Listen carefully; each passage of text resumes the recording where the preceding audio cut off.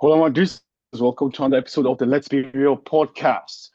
Today, we're actually back after a very therapeutic win at the San Mames. I think one of the best performances from the team throughout the whole season, or at least in the recent month, considering that we've been winless in basically three games in the league.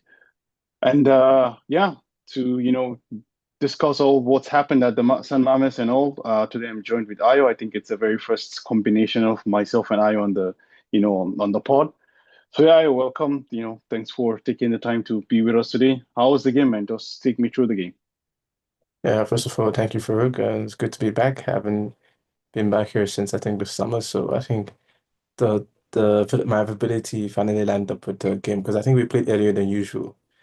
Because I'm at an Eastern time, so it's usually hard for me to get on here, but it's good to be back. And my overall thoughts for the game, it was good to see the intensity that we had, especially in the first half, and just trying to, get the win because I think was it a draw in our past three away games? We just like it's not good enough for Real Madrid and with the team that we have. So it was finally good to see us, back at our level and play some exciting, for the most part, some exciting football, especially from like certain parts of the first half. But what I would mention is that there was still some, uh, displays of the problems we've had throughout the entire season, where we've had moments where we just sort of dipped in intensity. And I don't know if it has something to do with just overall our focus during the game, but I think it's just something we need to continually improve on in order to just control games from start to finish and let our opponents start to get back into the game because you could see in certain parts, especially in the first half, Athletic were sort of trying to get back into the game. They were going more in intensity because that's because we dropped off because I don't know if it's because we were in the lead or whatever. But I think that pattern has been shown throughout the season and it's cost us points, in the Ultra game and so many others. And I think that's one of the major improvements we have to do. But for the most part, I think it was a lot of positives from this game. Yeah, actually, you rightly touched upon the key things saying like although like we had a lot of moments whereby we had like I think very two very interesting saves from Thibaut Courtois. I think earlier in the first half, which first I think was for the mistake from Fede Valverde, and the second one was a very fortunate ricochet, that landed in the path of I think was Berenguer or something like that. So Yeah. yeah, we relied on that as well, and as you said, like we've had this moments, this lapses, but I just wanted you to take me through like Kylian Mbappe. Like, is this like Kylian Mbappe dependence thing? Because now I think it's 25 from 43 for Real Madrid or 24 from 43 for Real Madrid. So like it's like we scored I think 43 or 44 goals and he's been responsible for like 25 of those or like rather directly scored 25 of those. Is there a sign of a kind of dependence, that's emerging here in the pattern? I mean, it's the Kylian Mbappe we spent 7 years trying to get right, and I think it's and those 7 years sort of speak for themselves. With this sort of form he's on right now, I think it was worth the wait. And I don't have a problem with him scoring so much goals. I think I know some people do because it's sort of like an over dependence on him and whatnot. But I think in certain periods, if you look at the past, you could say that about Ronaldo as well. But no one would ever argue that Ronaldo was. I mean, some might have voted, but like everybody was happy with Ronaldo. You wouldn't want him to leave your team. The same way, like I'm happy with Kylian Mbappe. I wouldn't want him to leave my team. I think it's just how can Xabi Alonso get more from the other players? Because even in this game, Vinicius was good, but it wasn't on fire like say the game against in the Champions League against Olympiacos. Bellingham was rather quiet, I would say, and I think it was a pretty good performance from Camavinga and Tchouaméni on the in the midfield. But I think our forwards were a bit lackluster today, aside from obviously Kylian Mbappe. So I don't think he's the problem per se in terms of just the other players don't seem to be as good of a form as he is, and whether that's a problem that stems from the system that's currently being implemented by Xabi or an overall lack of confidence or just tiredness, I don't have the answer. What I do know is like Kylian Mbappe is definitely a benefit for us, and just trying to put all of this on him is just it does it, it I think it takes away from having the other players be responsible for their own form, and you're putting more pressure on him. That's just unnecessary. He's doing his job, but other players need to step up and do their own job. That's what I think. Yeah, that's very for you. That's a very fair point. Actually, you touched upon the fact that we've been waiting. Also, he's been waiting forever. To join this team, and he's come, and it's not been a seamless fit. It's not be like he's not seamlessly slotted in, because like we still see that we have this overlap between him, Vinicius, and even sometimes Jude Bellingham, like, because they all like to occupy the same spaces, and you have limitations. I think especially one of the highest limitations you see, or rather one of the highest drawbacks you see from this, you're not able to see Bellingham shine in the way he did in the first season anymore. Like from at least from the offensive perspective, like, because like some of the spaces that he normally we occupy, Kylian Mbappe currently occupies it, but I cannot complain from an individual, at least from a statistical perspective. Like the one who's already hit about 24 goals, in season already, and it's just December. Like it's the first week of December basically. He scored 44 last year. Surpassing for the tally of the debut season. So you can't say anything about that performances. And I think yes, actually for the on the preview, I think it was yesterday we touched upon the discussion of Kamavinga and Chouameni, actually how they need to make that step up and stuff like that. And I feel like today Kamavinga was quite good. I think this is one of the best performances from Kamavinga in a while, in my opinion. But then again, the points that the issue that I've always had with Kamavinga, and also to some extent Chouameni, is about availability is the best ability, right? So again, Kamavinga got injured today.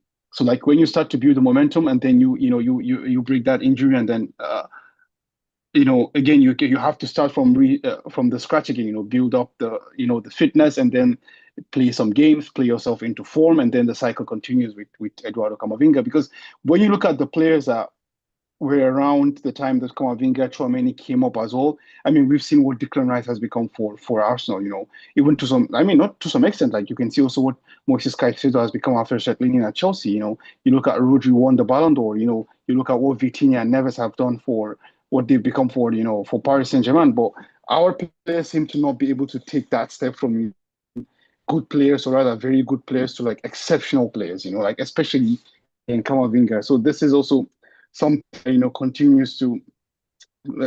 I feel like we need midfielders, in my opinion. But the point is, then you have a stockpile of 4, 5, 6 midfielders who actually have a lot of potential, but actually haven't built on that to become exceptional yet. I don't know what's your take on that. I think we have to make do with what we have right now. I think to I think my limit for adding a midfield would probably be one, and that one has to be, specialized in a certain sort of in certain types of attributes that our current midfielders might not essentially not have, but may not essentially be that great at. I think the current set of midfielders we have are good enough. It is just how do you get them to work together?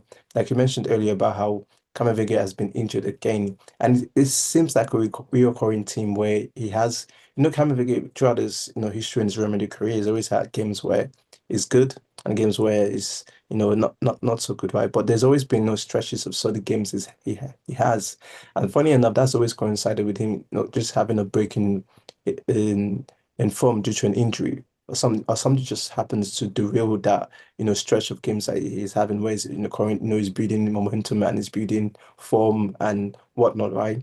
But again, it's how do we manage the players, especially can make it where we can get a stretch of continuous games from him for months, and then actually gets to go in form and also gets to um better in sync with his other midfielders like Tchouaméni, whatnot. I think right now, aside from Bellingham, our most informed midfielder is Tchouaméni.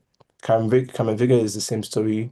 Valverde is out of form, to be honest. I mean, his poor touch, I think in the mid part of the second half almost led to a goal, but thank God Courtois was there to have the save. But I think it wasn't anything too spectacular from Valverde again. So I think you can't really make that no solid decision of do we actually need one more midfielder until I think we need to give it a season because we actually see where the players end up in terms of form. I think Valverde still has chance to redeem himself. I mean, is one of the most important players in the club.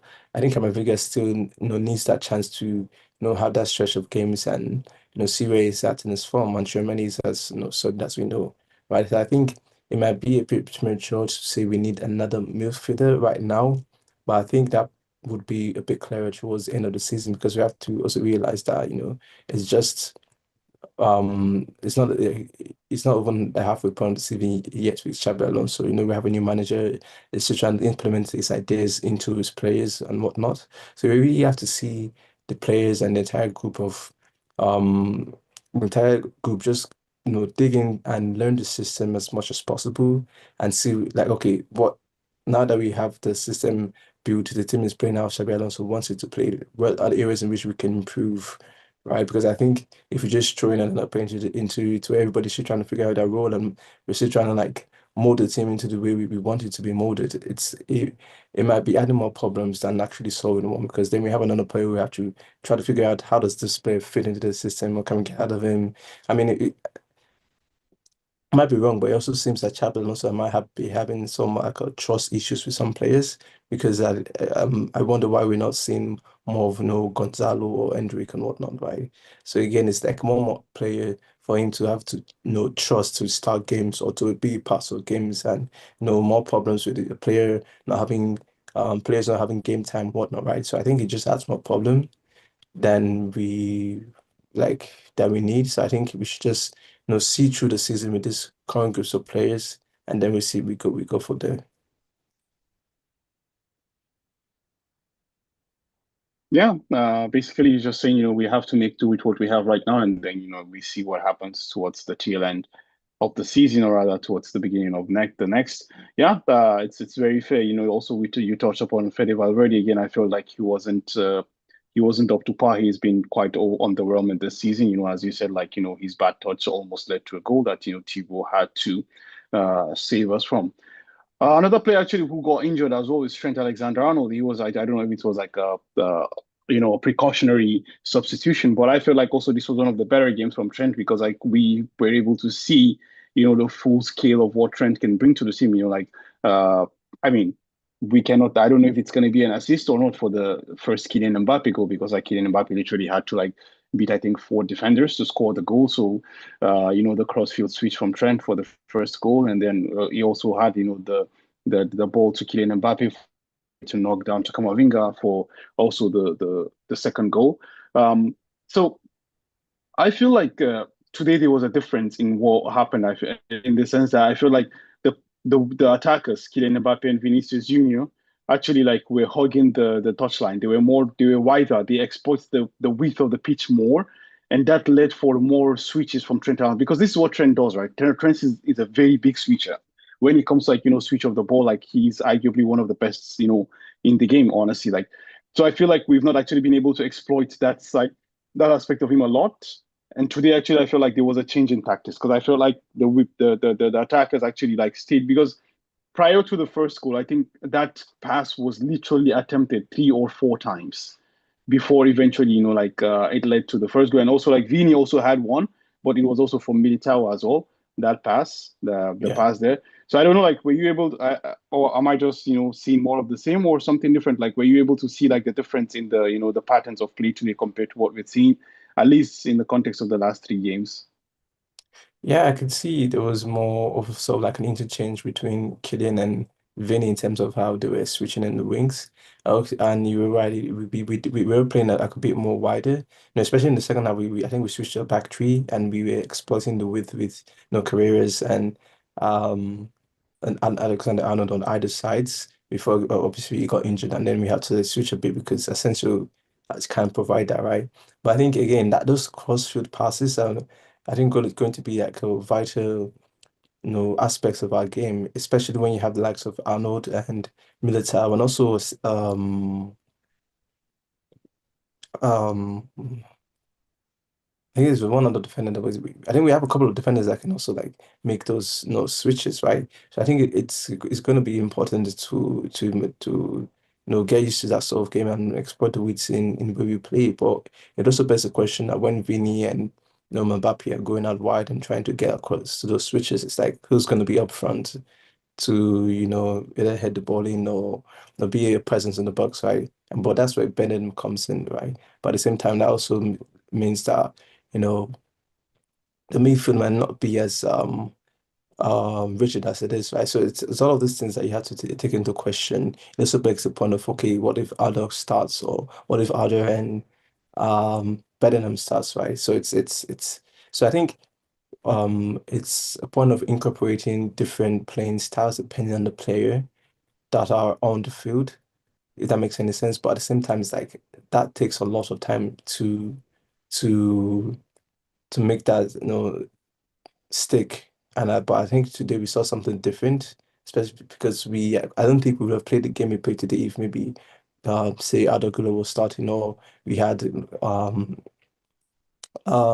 Brahim on the wings, or we had let's say not Trent starting, maybe it was Kava or something else, right? So I think we've throughout the stretch of the season we've seen sort of Xabi explore different types of playing styles depending on the players are on the pitch.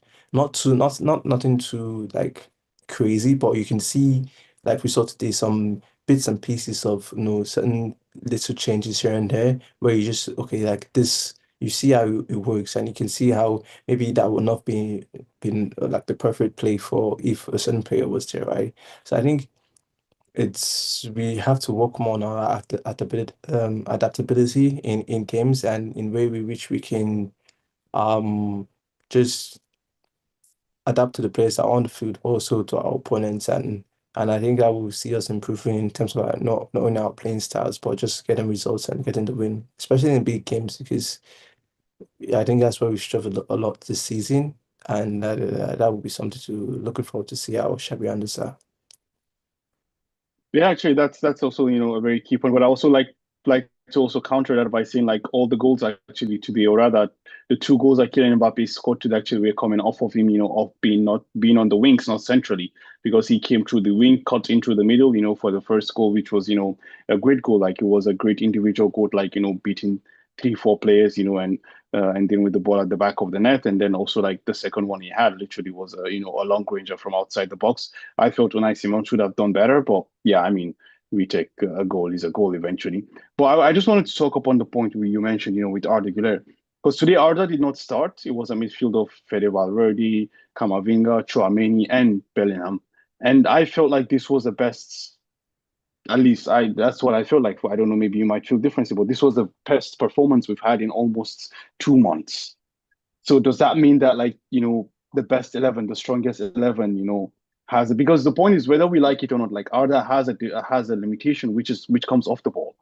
Whenever like we're off the ball, like it's a struggle for Arda Güler. And already when you have Kylian Mbappe and Vinicius, who already like play like half players when you're off the ball, like they don't contribute that much defensively, they don't contribute that much to the recovery of the ball and all that. And then you add in Arda Güler as well, you kind of have almost 3 men, not 3 players, not effectively contributing to you winning back the ball and your off ball, and which you cannot see for Bellingham or for Camavinga, any of those guys who replace Arda in the team. So would you say like going forward, like strongest team is going to be a team that doesn't include Arda Güler? I wouldn't say it's a team that doesn't include other, because again it goes back to the compatibility between the players and the system we're playing and the sort of opponents we're playing against, right? Because I think Adokula just works for certain types of teams. Like it just works to have him there. But for other sort of teams, like it's more of a liability to have Adokula in there, right? And so I think for Bellingham, especially, I mean, if he could get on the form that he was when he first came into the squad or whatever. I think Bellingham can, start every game and play against any sort of team, right? But right now, he's not essentially like at that form yet. He's a bit below that level. I can sort of like argue or make a case for, okay, maybe he could see out some games or not start some games because he's probably not at the best moment in his career for to start this certain type of games, right? And for Argula, who's still, growing and getting developed, I think the same thing, to be honest. I think that, for especially like for a game like today, I think it worked that it was Bellingham and not Goulet, as you can see from the results and the way the teams played. But maybe for the next match, I mean, Goulet might work better, or maybe Goulet and Bellingham, right? So I think this is things that Xabi Alonso needs to explore more during the season as the season goes on, and I think we'll come to have a better understanding of like what players or are better suited with each other in the particular system that we're using. The more we see more of the games and the player, because I don't think other you correct me if I'm wrong, but I don't think Other and Bellingham have started much games together, have they? I think maybe like one or two. So I think there's still a question of okay, how Yeah. would it go to in together, right? So there's all of these questions are just up in the air. And I think Xabi Alonso has to also be willing to take a certain amount of risk in order to explore different systems and see how it works, right? It's still early stages in the season. I mean, we're almost halfway through, but I think if you look at last season and see how PSG were, you wouldn't think that they would have gone on to win treble, right? So it's like can it click? It's just about how well it can click. But we also have to realize even though it doesn't, it's just the first season. I mean, and miracles are rare. That's why they're miracles, right? So in the second season, the third season, we go from there and see how we can improve. Right. I've always been like a supporter of Shabby, but I always knew it was gonna be difficult and it's gonna need time. And that's what we need to give it time, and so I don't think really Guler shouldn't be a starter. I just think for certain games he should start, for certain games he shouldn't start. But that's up to the manager to decide. Because I'm not the manager, I'm not too versed on like the tactical interplays of teams and whatnot. But I do think that, seeing him sit out on certain games or seeing him start certain games shouldn't be surprising because it's just how it should work at this point in his career. Well, that's a very big actually when you talk about the second season, the third season, the patience, and it's just. But the point here about it's always like with Real Madrid, like there is no concept of patience. It's just that's something of the moment that happens here and now, and stuff like this. But yeah, I do believe that especially considering like what the kind of coach Carlo Ancelotti was, and how much this players trusted and bought into his philosophy. But and Xavi also being the complete opposite of that. I do believe that it's something that's going to take time eventually. But then again, the question now becomes, which is what I was, my big query with Xabi Alonso has always been that, okay, I understand everything takes time, but we've seen what Hansi Flick had done at Barcelona. You talked about, Paris Saint-Germain, also with Luis Enrique, and we've seen what these guys could do. Coaches have come in and showed. Even, I mean, to some extent, like people also will ridicule, Ange Postecoglou at Spurs as well. But you could see also he came in and he stamped, his authority. They're like after 3 months, 4 months, you could see that okay, this is what they want to do. They are not successful in doing it, but this is what they want to do. You understand? So this is my issue now becomes otherwise you become the story of Ten Hag at Manchester United, right? Saying okay, this guy is gonna do it, like okay, you and then you go for 2 years, 3 years, and then all of a sudden you're still not seeing any difference. So this is the thing. When the season first started, I felt I saw a difference in the playing pattern. Like I saw, like okay, Xavi Alonso wants to press high, win the ball up on the pitch, and recycle the ball quickly. That was fair. But as we shifted away from September and moved towards October and November, it was more like this was Carlo Ancelotti's last season. It seemed more like chaos. Players are confused on the pitch. They don't know what to do. They don't know how. What are the tactics, what are the instructions. Maybe it's not being passed across clearly when players are being asked, to find solutions for themselves on the pitch. So this is where my problem comes is that like, even if you're going to give a coach, a leeway, you're going to give him the benefit of the doubt. Oh, it's so early and it's just something like this. You need to attempting this, but they're not able to successfully connect the ideas. You understand? There is an idea that is not being successfully connected. Okay, when you spend more time on the training ground, when you spend more time together playing with each other, that synergy, that flow, that play pattern eventually, develops. But unfortunately, I would just say for me right now with Xavi Alonso, I haven't seen enough of that to kind of say, okay, yeah, like I'm willing to, like stick my neck out for him. Yeah, I agree where you're coming from, but I think, okay, going back to the point of Paris Saint-Germain, Luis Enrique had a few years to work with that team to get them to the point they're in right now, right? And It's I think that's exactly the sort of point I'm making. It's like, yes, maybe we can win in like one or two La Ligas or whatever in 3 years or whatnot, and we can still be like a team that is struggling in terms of like trying to find the right path forward and on how to um dominate games as well as we should or whatnot. That's what the sort of point I'm making because um, if you look at, you mentioned Hansi Flick, like Barcelona are nowhere compared to how they were last season. They're a much weaker team. They're not as good. You look at Slots and Liverpool, brilliant last season. This season, they're not as. I mean, I don't have to speak much on that, right? And I think that's the point I'm making, right? I think I'd rather have like a slow burn build into being a great team than have one spectacular season. The next season is like we don't even know what we're doing anymore, right? And so I think that's one of the major things I've noticed. You look at Enzo Maresca with Chelsea and Arteta with Liverpool with Arsenal, sorry, and how they've been given time and they're slowly putting up the teams to be fantastic teams. And obviously we're not Arsenal, Chelsea. We have to win titles, and I know Xabi is going to win titles, and that's why I have that pressure because I know, yes, we're going to win titles, but that doesn't necessarily mean that we're going to be this fantastic, great team. You look at Bayern and company as well. It's the same thing. Terrible first season, but look how Bayern are right now.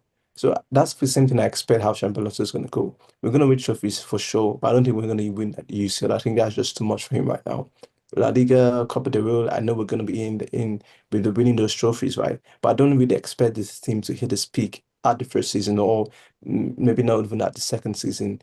No, maybe at third season, I might start to ask those curious questions, right? But I do need I'm really adamant on the part that when that Xabi Alonso needs time. And I know that we're gonna win trophies, but I just don't think that we're gonna be these particular teams as winning trophies that and center, bring people out of this game. And that's why I just need and if you've mentioned Angry Spurs, right? Again, I think it was we all know how it ended, right? So I think this impact of having like a manager come in the first season and just perform wonderful well, yes, that's great, but it's you have to ask the question of can this be repeated time and time again? And more often than not, with managers we've seen it, the answer has been for the most part, no, it cannot be. But when we've seen managers who have been stuck in the job for years, grinding and building a team and philosophy, we have to see how it pays off. Pep Guardiola, Klopp, they weren't that great in their first seasons, but we all know what happened with Man City. Like they absolutely took off, and Klopp literally built the thing that like Liverpool are considered good today because of Klopp, right? Because he was given that time he needed, and that's I just believe that Xabi Alonso is going to get the job done, but I don't think he's going to like everyone just expects like a fantastic first season like we did with Leverkusen, and more often than not that doesn't happen, and that's what I don't expect that to happen this season. But in the coming seasons, I do expect us to see reach that peak where okay, like with Madrid, we can actually say that objectively, like this is the best team in the world because we have the players to do that, and I don't doubt that will happen. All right. I hope, like eventually things pan out. As you said, as long as we're able to win trophies, I don't think, yeah, Shabby will get that time. But I just feel like if, the results aren't going the way and also like trophies aren't coming, the style of play isn't showing as well, then yeah, I just don't see how, Alonso survives that. But yeah, let's just take some comments in the chat quickly and we can slowly wrap things up. Oh, Ashik here is here. Hi Ashik, how are you doing, man? He says, finally a win. I almost forgot what it feels to win. Me too, man, honestly. It says, wow, Vinny got substituted. Petulant wasted intro tantrum. Rodrigo on the pylon as usual. Yeah, man, what do you think is wrong with Rodrigo, man? It's 31 games now without scoring or assisting for Real Madrid. Yeah, it's a lot of things to be honest. I think it's both psychological. I mean, when you're out of form, that's bad enough. But when you have like a sort of psychological block, it just makes you in this cycle where it's very hard to get off. And with Mbappe being on the form that he's in, and with Vinny being Vinny, it's how are you going to get the opportunity to break into the team and get a stretch of games of to beautiful. I think it's in a very difficult situation. And if I'm being honest, it probably should have maybe taken a loan where at the start of the season when he's sort of like his situation was up in the air, because that would have probably something better. But again, it's like it boils back to the fact that it's a very difficult moment for him, and it's very hard for him to get game time because as a player you need game time to be able to improve. You need that goal to be confident, especially as an attacker, right? Or he's not getting that, or he's just getting a few minutes towards the end, or no minutes at all, right? And I don't think that's gonna be good enough for him. And hopefully and that's why I just want the Cup of the Whale to come as soon as possible so he can start getting those game times, and hopefully that helps to build his confidence. But I don't think it's starting any important games anytime soon. And I just think, I said maybe he gets skipped at a penalty or something. I think we should just get used to seeing Rodrigo like this for a time.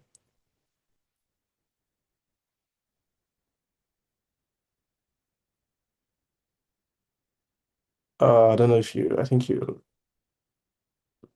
might be, I think I lost you there, Farouk.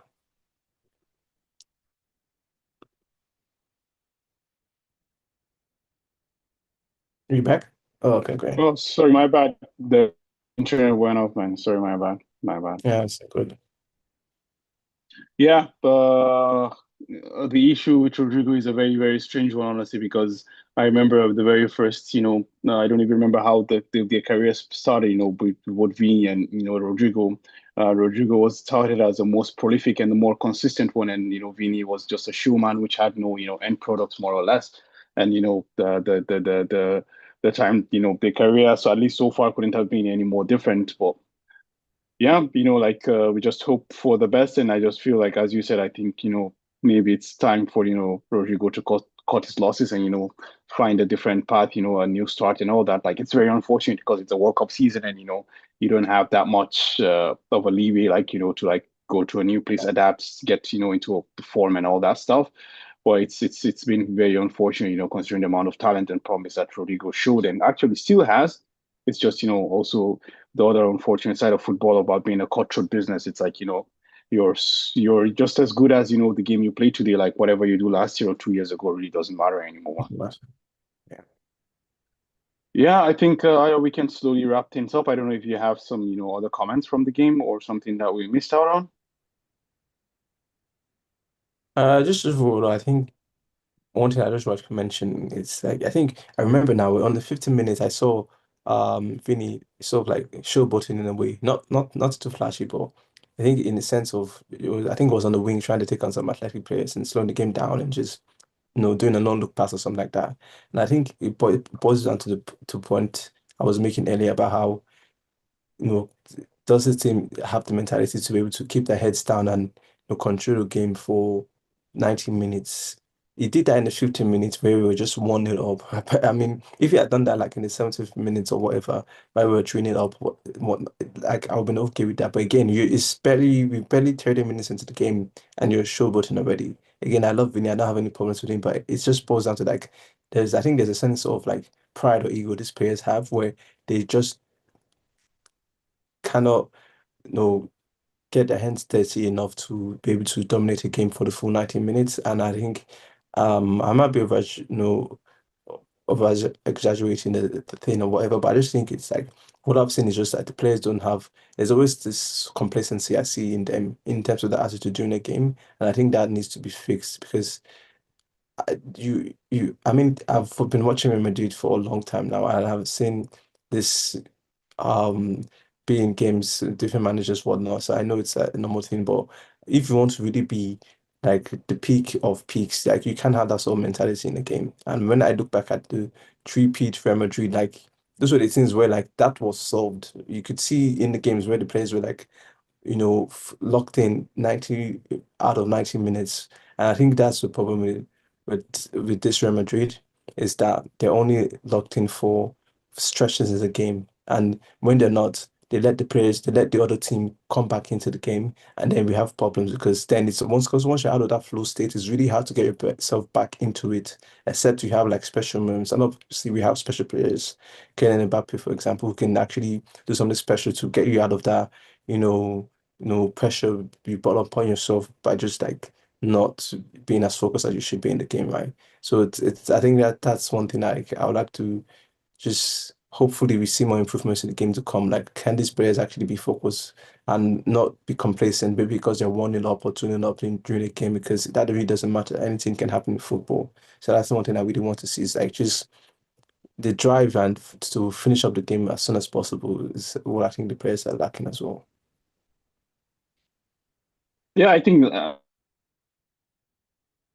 more or less, I think this is a discussion that we've had, in various forms and shapes, like throughout since the end of last season. And it's very obvious that our team, like when we consider what we had in the past, the amount of leaders, the amount of winners we had in the team,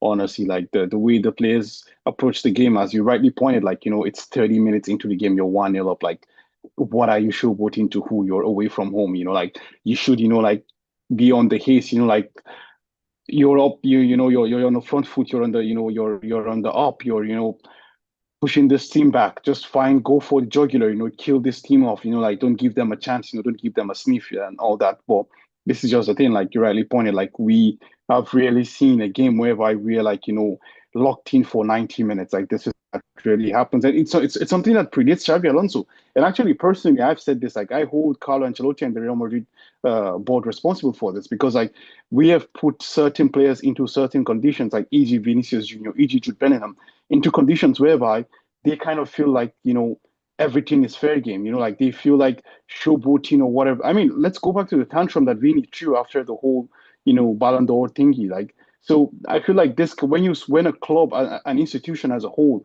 supports this movement, you understand? So like you're kind of feeding a certain kind of narrative that, okay, yeah, you guys are, above certain things. You guys are more than certain things. Like these players are phenomenal players, great players. But there's a reason why Thomas Tuchel said what he said about Jude Bellingham as well. He didn't say that about Cole Palmer. He didn't say that about Harry Kane.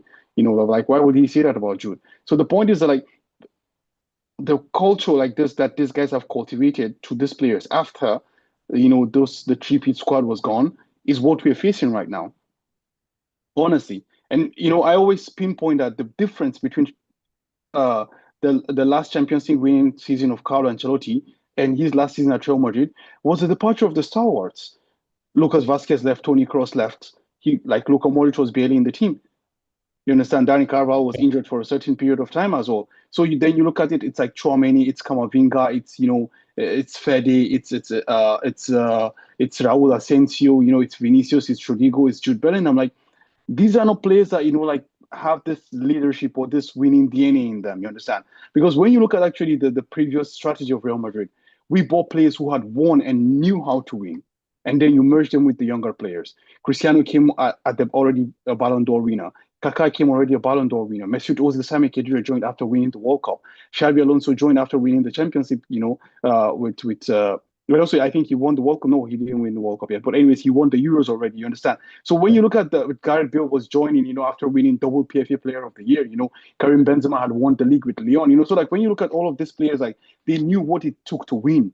Vinicius joined without winning jack shit. Jude Bellingham scored 9 goals in a season. Like if you remember the last season of Jude, actually they bottled the league on the last day of the Bundesliga season. Yeah, they had to win at Cologne and they lost at Cologne. Although, yeah, Jude was injured, they didn't play in that game. You understand? But I'm just trying to say to you, like, these are players that come from situations whereby they do not understand what it means. A draw is the end of the day for a football club like Real Madrid. They do not understand what this means. You understand? They do not understand that. Okay, yeah, we are 1-0 up. No, we don't care about showboating. We need to go for the jugular. You understand, right? So like we do not have this kind of a environment that had been cultivated in the past. Okay, yeah, the club has changed the the direction of the transfers. They've changed the transfer strategy and all that. But I just feel like even changing strategy is fine. But the kind of habits you cultivate, or rather you accept from these players, you foster in these players, actually is what we are facing right now. Is a problem that we're facing, and this is the thing. Like every single Real Madrid fan you ask who watches the games, they always say this: we are not team minutes. We are not able, like to go take the game by the scruff of the neck. Like it's just this thing. Vinicius does this thing, like Jude Bellingham does this thing and all that. So I think that's one of the biggest problems that actually Xabi Alonso will need to address. Yeah, definitely, I agree. All right. I think with that, we can slowly wrap things up, and hopefully, we've covered everything in the part of the game. And yeah, just shout out to our sponsors for today's episode, Talksport. We're officially part of the Talksport Fan Network. You can find all the descriptions to that in the link in the description below. And also shout out to our partners on Instagram, Real Madrid Committee. You can check them out also on Instagram. The link to their page also is in the description. And until next time, we sign off by saying Hala Madrid. Madrid. Take care, guys.